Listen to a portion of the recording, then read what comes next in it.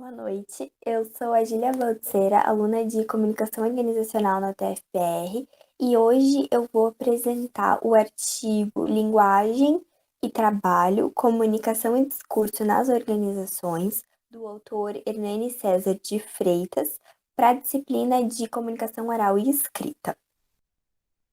Eu escolhi esse artigo porque ele vai tratar da comunicação dentro de um cenário organizacional, analisando seu viés mais linguístico.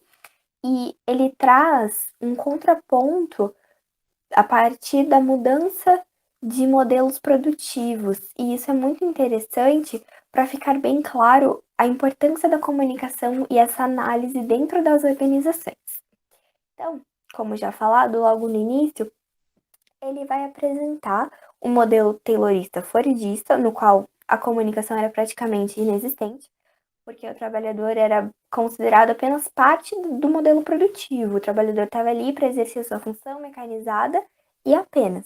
Já na contemporaneidade, o que estimula-se é justamente a comunicação. Tem um estímulo dos funcionários para que eles utilizem sua inteligência, sua criatividade, tragam ideias, inovações e estejam prontos para crescer junto com a organização. E aí, a partir de tudo isso, a comunicação se estabelece muito forte no meio organizacional. E aí você surge justamente essa é a importância desse artigo, trazer a ideia da comunicação como algo fundamental e que precisa ser analisado.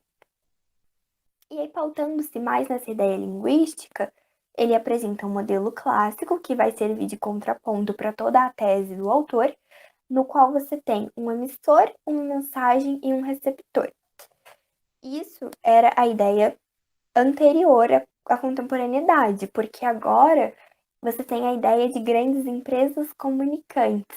Então é difícil você mapear onde começa essa emissão, essa recepção por meio dessa mensagem, porque a ideia principal desse artigo é que você tem muitos recursos extralinguísticos.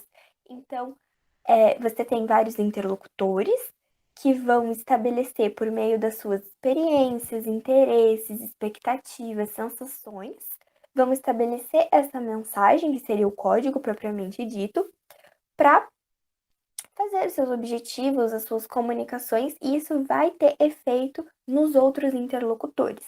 Então, essa ideia é rompida de você ter apenas um emissor e um receptor, e é justamente o que ele fala em seguida, porque ele vai defender, então, que você não tem dois sujeitos, um receptor e um interlocutor, você tem 4 sujeitos. Ele defende a ideia de que aquele que vai comunicar, ele tem o sujeito interno, que é onde está contido as experiências, sensações e tudo aquilo, a intencionalidade, e vai externalizar isso no sujeito externo.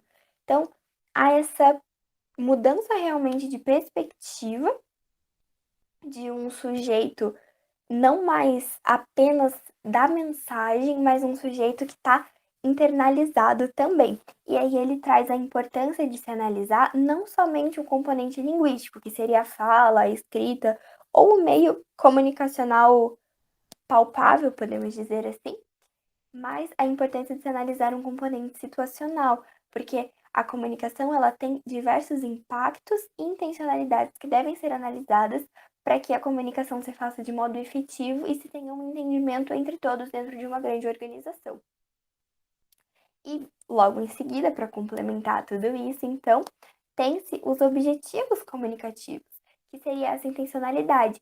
E ele vai dizer que a nossa fala, ela varia muito dependendo do nosso objetivo. Então, ele apresenta esses 4, o factitivo, o informativo, o persuasivo e o sedutor. Mas para exemplificar, se você tem o factitivo, que é uma chamada para ação, você quer que o seu interlocutor ele tome uma ação.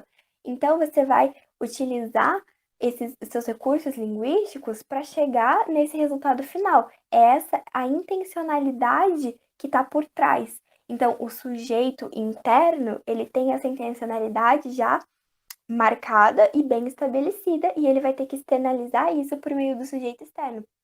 E dá para perceber que isso é extremamente palpável realmente, porque se você visa apenas informar, você vai usar um léxico completamente diferente, porque a sua intenção é diferente.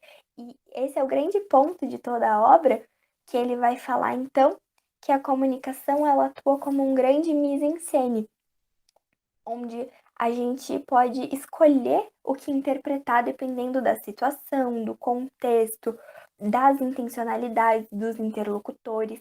Isso tudo dentro de uma grande organização é extremamente importante de ser analisado, justamente para que haja entendimento, compreensão, alinhamento de pensamentos realmente.